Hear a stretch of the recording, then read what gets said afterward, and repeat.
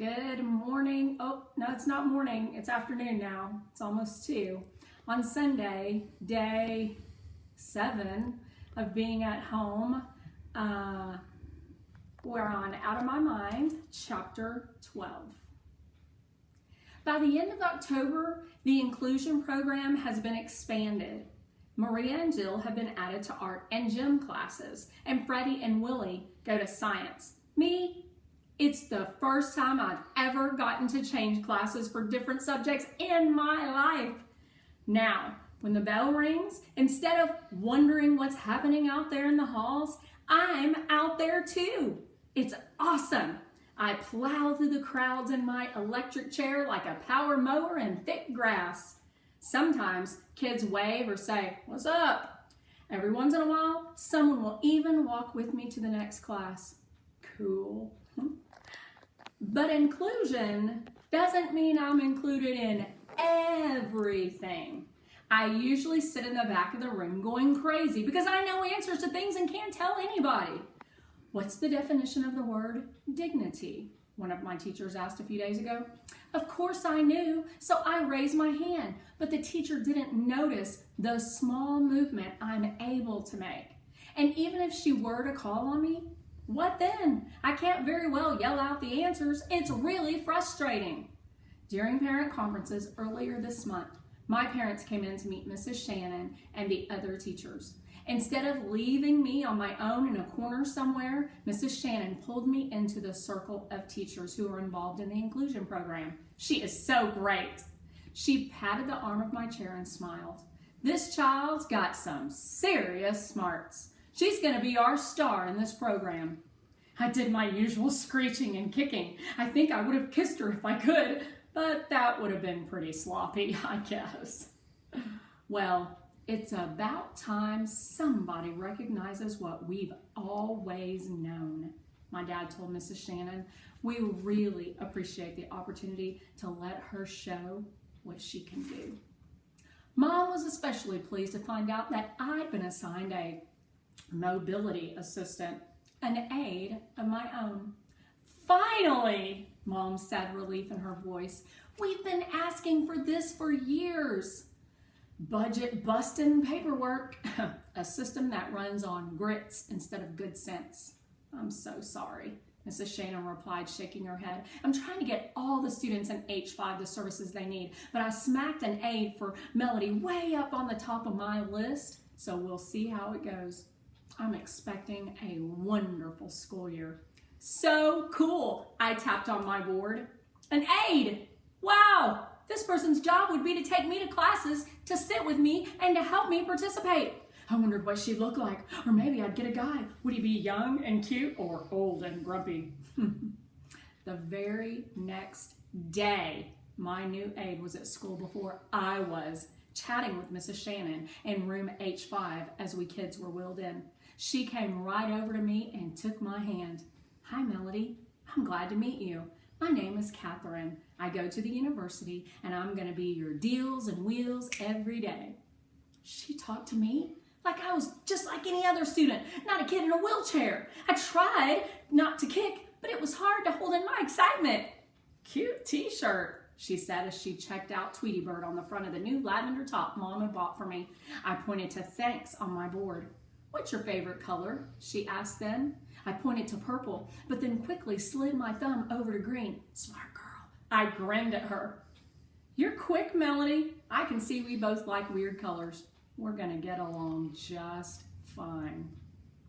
Catherine was dressed in purple tennis shoes, green tights, a purple suede skirt, and the ugliest green sweater I've ever seen. I wanted to tease her about her outfit, but I didn't want her to think I was mean. After all, I just met her. I searched all over my board for a way to jokingly make fun of her clothes, but I couldn't think of a way to do it, so I gave up. It is so hard to say stuff. So now it's Catherine who helps me at lunch so I don't make a mess, and Catherine who reads off the answers I point to on my board. She's added some more words and phrases to it, and she helped Mrs. Shannon order the books I need to read. She even makes sure that the headphones don't fall off my ears.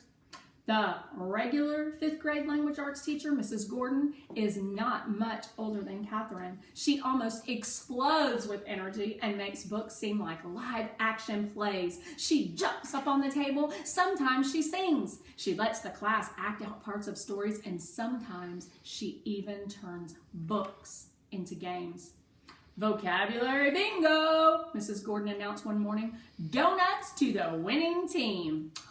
As they played, my classmates broke their necks to get the right definitions, screamed out answers, and groaned when they messed up. In just half an hour, every student in the room knew all 20 vocabulary words. Miss Gordon gave donuts to the losing team too, but the winners got the ones with the chocolate sprinkles. I knew all of the definitions, but the other kids moved too fast for me. Chocolate would have made a mess on my clothes anyway. That was a good way to frame that, make it into a positive. One unusually warm day this week, Mrs. Gordon brought in fans and spray bottles of water and let us eat popsicles in class. Orange ones, of course, in honor of Halloween. While she read poems about pumpkins and ghosts, Catherine held my popsicle for me with a paper towel under my chin. We didn't spill one drop. Miss Gordon does other cool things too, like when she decides that the class would read the story of Anne Frank. She had kids take turns squeezing into a small space she had built under a table so they could understand how Anne might have felt. I couldn't do that, but I got the idea. And she's assigned other great books this semester. I'm listening to Shiloh by Phyllis Reynolds, Naylor and The Giver by Lois Lowry. And there's this one called Tuck Everlasting. The kid never gets to grow up. Staying a child forever is not as cool as folks might think. Because of Mrs. V, I could actually read the books. But the print is usually very small, and it's hard for my eyes to stay on the right line. And nobody has figured out the best way for me to hold on to a book without it falling on the floor a million times. So I usually choose the audiobook instead of the written version. I even take tests now. Catherine reads me the questions, and I point to the answers on the sheets she places on my tray. I pass every single test, and she doesn't help me one single bit. I would probably get 100% on each one, but some of the questions require long answers I just can't explain with the few words that are on my board. One time in spelling, Miss Gordon read the words aloud, and I pointed to the letters on my board. Catherine wrote down what I wanted to say so I could follow along with the test. Claire and Molly, who are always watching me, it feels like, began to complain. "It's not fair," Claire cried, waving her hand to get Miss Gordon's attention. "Catherine cheats for her," Molly added. What is wrong with those two? It's like they're jealous of me or something, and that's just plain crazy. At the same time, I realized that they actually thought I had it easier. That sure was a first. Last Monday morning, Mrs. Gordon told the class, as some of you may know, because I do this every year, our long-range 5th grade project this year is our biography unit. We will read the biographies of famous people, do a report on a famous person of your choosing, and each of you will write your own autobiography. "Well, it's got to be short. What can you do in 11 years?" Connor, the big kid, shouted out. Everybody laughed. "In your case, Connor," Miss Gordon replied, "I'm sure you'll think of way too much." "Can I do my report on the guy who invented hamburgers?" Connor asked to more laughter. "I doubt if we know who made the first burger, but you can do your report on the person who founded McDonald's. He got rich off of hamburgers and fries." "Awesome, my kind of dude," Connor said. Rose raised her hand. "I love the fact that she's in all my inclusion classes. Miss Gordon, when is all this due?" Rose is the type of student who takes all kinds of notes in a bright red spiral planner and never misses a homework assignment. Relax, Rose. We've got until the end of May, and I'll walk you through each segment one step at a time. Tomorrow, we'll talk about how to write your memories. Rose seemed satisfied, but I noticed she scribbled almost a whole page in her notebook. I'd give anything to do that. But working on stuff the teachers in the regular classes assign is just plain awesome. History class is even better than language arts class, even though the teacher, a man named Mr. Deming, has none of Miss Gordon's spark. Balding and pudgy, he's been teaching at the school for over 20 years, and kids say he's never been absent, not even once. Clearly, he loves what he does. His car is always in the parking lot when our bus rolls in, and always there when we leave for the day. He dresses like a TV preacher in three-piece suits with vests most days. I've never seen him with a crisp white shirt and a colorful tie. I wonder if his wife picks them out. Some of them are really sharp. Mr. D loves history. He can quote facts and dates and wars and generals like somebody on a game show. I bet he could win on Jeopardy! The other students don't seem to like Mr. Deming much. They call him Dim-Wit Deming behind his back. I think that's sort of mean because Mr. D is really smart enough to run the quiz team. When Mr. Deming got to American presidents in class, I rocked. He gave the students a list of presidents and all their vice presidents and told us there would be a test in a week. Catherine read the names to me several times. I've never even heard of some of these men, she admitted to me as we went over the list the first time. Hannibal Hamlin was Abraham Lincoln's first vice president? Who knew? I memorized them all. When Mr. Deming gave the test, all I had to do was point to the right answers. He checked to make sure that Catherine wasn't helping me. I even finished before some of the others. While Mr. D was returning the test papers, he gave the class a few minutes of free time to sharpen pencils, or stretch, or talk.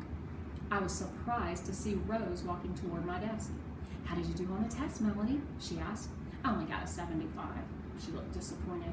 I'd gotten an 85, but I was so excited that she'd come over to me that I got all mixed up, so I pointed to a 5 and an 8 on my board. She touched my arm, her eyes full of sympathy. "Don't worry," she said. "You'll do better next time." And she did this right in front of Molly and Claire and the rest of the class. There was no way I was going to tell her what I really got on the test. I tried to think of something to say so she'd stay longer. Pretty and smart was all I could come up with using my lame board. I sure could use a word choice that said cool outfit, but somehow Mrs. V had overlooked that one. But Rose beamed. "You look nice today too." I really didn't. I had on a faded blue sweatshirt and matching sweatpants. Mom hardly got me anything else these days, but I hate sweatsuits. If I could choose, I'd wear blue jeans with sparkly decals, a blouse with decorated buttons, and a vest. But I had no way to tell Rose that, so I just pointed to thank you. Incredibly, she touched my arm one more time, and then she went back to her seat and to her friends. Then the bell rang, class was over, and I had to go back to H5. No more inclusion, no more Rose, and 4 more hours of school left. Even Catherine left. She had afternoon classes at the university and hurried to get there on time. Mrs. Shannon was out sick that day, so I sat quietly with Ashley and Maria and Carl and Willie while we watched The Lion King. Again. I've seen it a million times. I can quote it. Then the substitute teacher gave us a math lesson. Addition. Again. When am I ever going to get to long division? I wondered what Rose was doing.